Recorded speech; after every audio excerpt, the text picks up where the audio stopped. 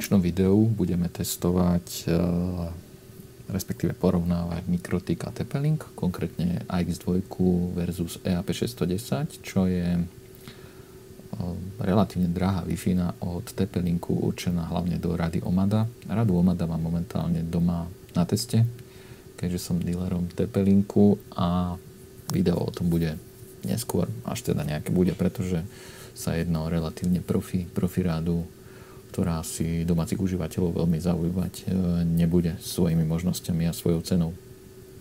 V každom prípade EAP610 je Wi-Fi, ktorá je určená na montáž na strop a podporuje 2,4 aj 5 GHz pásma a samozrejme aj najnovší AX štandard. O AX štandarde som už točil videa, kde som teda ukazoval jeho prínosy nielen na stole, ale aj v praxi, takže odporúčam, ak novú Wi-Fi, tak určite AX-ovú chcete do domácnosti.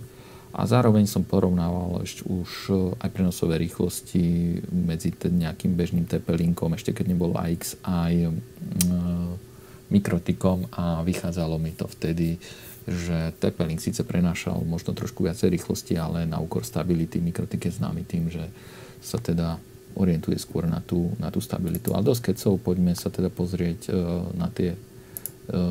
na tie testy. Začneme 2,4 GHz pásmom. Ako vidíme, tak Mikrotik má trošku slabší signál, aj keď teda obe APčka sú položené pri sebe. Predsa len ten diskovitý tvar TP-Linku, kde mierí signál smerom dole. To znamená, že šíri sa aj po vertikále. Je trošku asi priaznivejší oproti Mikrotiku.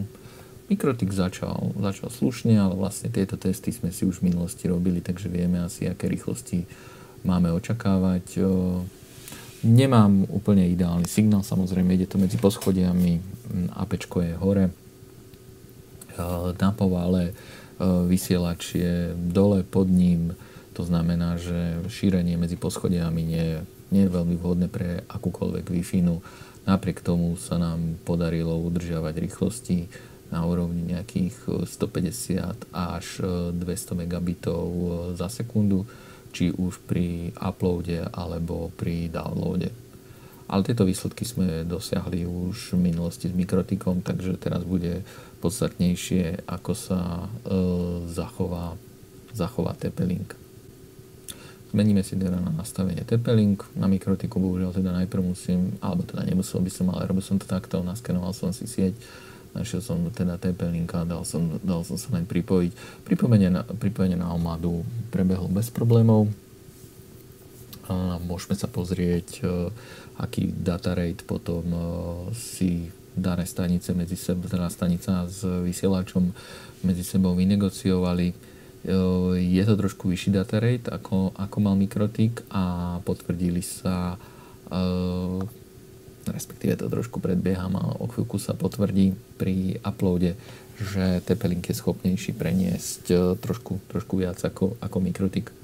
Keď si všimneme, tak pri downloade naopak TP-Link trošku sklamal, pretože priemerné rýchlosti sú nižšie ako u Mikrotiku, aj keď není to nič, za čo by sa strieľalo, a rozdiel je tam možno rádovo nejakých 20-30 megabitov, čo pri tej rýchlosti nejakých 200 megabitov nie je také hrozné. Počkáme si teda na ten test uploadu. Tu, keďže som už trošku predbehol, tak vidíme, že rýchlosti sme už cez 200 megabit za sekundu, dokonca až na úroveň 250-260 megabit za sekundu, ale to už vidíme podľa toho TX rateu, že tam si s Omadou Mikrotik ako klient AX2 vynegocioval až 400 megabitov namiesto tých klasických 300, 340, 300, 350 megabitov, ktoré mal vynegociované s inou AX2, takže tu je trošku rozdiel v prospech Omady, respektíve v prospech TP-Linku. Poďme však na 5 GHz pásmo. To je moje hlavné ako pripájacie, pretože spodný Mikrotik využívam aj ako Wi-Fi na spodné poschodie. To znamená, že spojenie vlastne s vrchom s povalou má cez 5 GHz pásmo. Takže poďme skúsiť najprv Mikrotik. Tam dostaneme pravdepodobne teda podobné výsledky, ako sme dostali už v minulosti. 5 GHz pásmo samozrejme prenesie viacej ako 2,4 GHz pásmo. Samozrejme tie sľubované čísla ako 1200 megabitov, ktoré bývajú napísané na škatuliach, sú blbosti. Ako vidíme, tak rádia si vynegociovali rýchlosti síce 900 megabitov na RX rate, ale len v úvodzovkách 300 megabitov na TX rate. Výsledok sťahovania rýchlosť okolo 300 megabitov za sekundu je viac ako slušná na to, čo sme zažívali vo Wi-Fi pred pár rokmi a čo prinieslo toto AX, či už 2,4 alebo 5 GHz pásme, je to veľmi slušné. Upload, keďže tam je teda slabší signál a viacej prekážok pravdepodobne ceste, tak máme len na úrovni toho 2,4 GHz pásma, čiže na úrovni nejakých 200 megabitov za sekundu. Čo je však stále slušné. Nás však samozrejme zaujíma hlavne teda tá Omada, respektíve TP-Link, pretože mikrotiky som už teda v minulosti testoval, tam sme tie výsledky vedeli a sám som bol zvedavý, ako si Omada povedie. Mal som tušenie, že to bude trošku lepšie ako mikrotik a uvidíme, či sa potvrdilo. Signál je opäť trošku lepší, opäť kvôli tomu tvaru a položeniu samotného vysielača. Hneď od začiatku vidíme, že graf nám vyskočil a namiesto 300 megabitov sme išli cez 400, dokonca až 450 megabitmi. A je to práve z toho dôvodu, že s Omadou si vedel, hovorím stále Omada je rada od TP-Linku, ale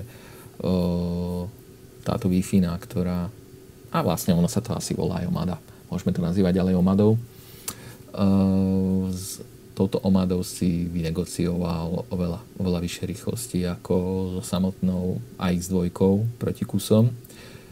Ako som spomínal, mikrotik sa venuje pre všetkým stabilite, nejde po maximálnych rýchlostiach a toto je asi jeden z dôvodov, prečo v tomto teste alebo v tomto pásme TP-Link dosť výrazne poráža mikrotik prenosových rýchlostiach, pretože rozdiel 450 versus 300 je už teda dosť veľký percentuálne, ale ani sa nedivme, tak namiesto nejakých 400/400 je tam 650/720 alebo dokonca 860 megabitov vynegociované prenosové pásmo na úrovni fyzického prepojenia, takže je to veľmi slušné.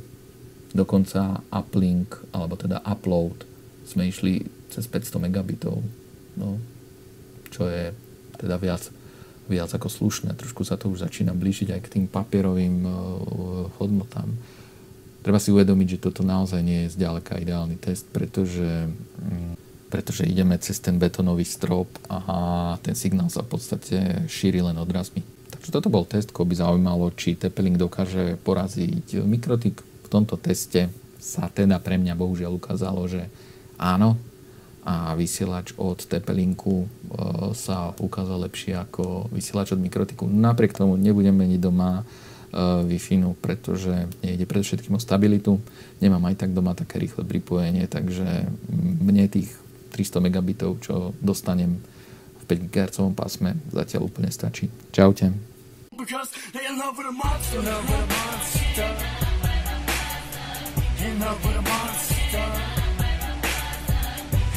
a monster. In love with a monster. In love with a monster.